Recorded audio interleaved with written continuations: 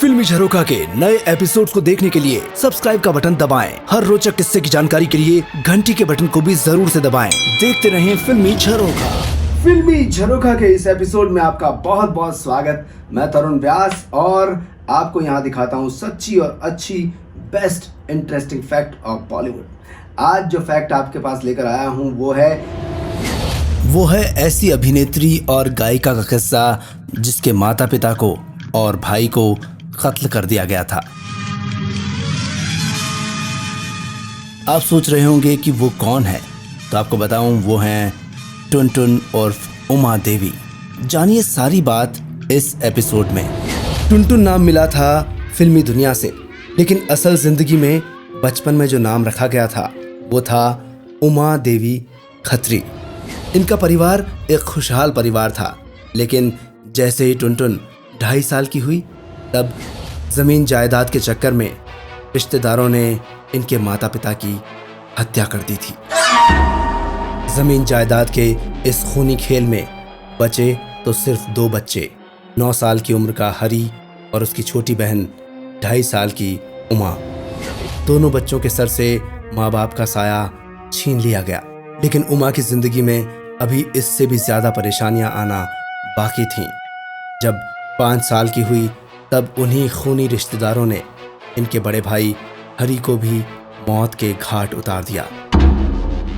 5 साल की छोटी सी उम्र में उमा की पूरी जिंदगी वीरान हो चुकी थी। वो पूरी तरह से अनाथ कर दी गई। माता पिता के बारे में तो टुनटुन को कुछ भी याद नहीं था, बस रो रो कर अपने भाई को ही याद किया करती थी, क्योंकि हरी उनका बेहद ख्याल रखता था। अब अनाथ उमा के सर पर रिश्तेदारों का साया था। घर में उन्होंने पनाह दी, खाना दिया, पर एक नौकरानी की हैसियत से वो उमा को रखा करते थे। उमा की पढ़ाई के बारे में कोई नहीं सोचता था, पर जिसके भाग्य में कुछ बनना लिखा होता है उसके लिए रास्ते खुलते चले जाते हैं और पूरी कायनात जोर लगा देती है। टुनटुन के साथ भी ऐसा हुआ।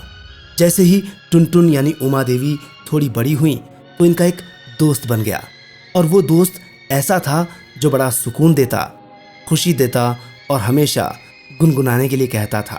उस दोस्त का नाम था रेडियो।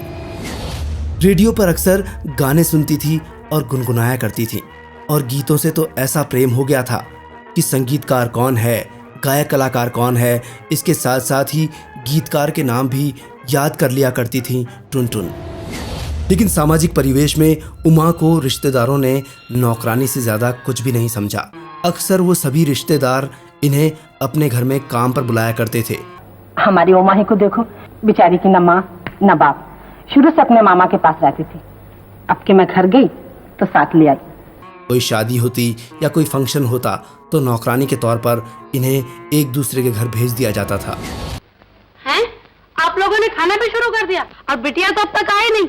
उन दिनों दिल्ली के दरियागंज इलाके में रहने वाले एक रिश्तेदार के यहाँ अक्सर घरेलू काम के सिलसिले में इनका आना जाना लगा रहता था। वहीं एक दिन इनकी मुलाकात हुई अख्तर अब्बास काजी से। काजी उस वक्त आबकारी विभाग दिल्ली में इंस्पेक्टर के पद पर थे। काजी साहब वो शख्स थे जिन्होंने उमा के सपनों को समझा और उन्होंने उन्हें सहारा देने का वादा भी किया।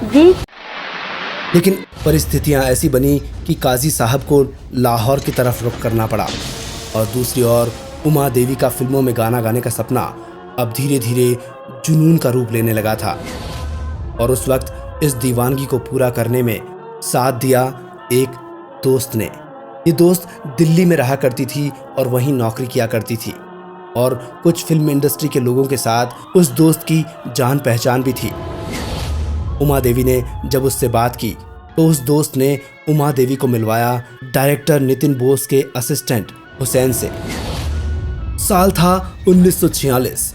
उमा देवी की उम्र थी 21 साल। ओ मैडम, देख के नहीं चलता, अंदर।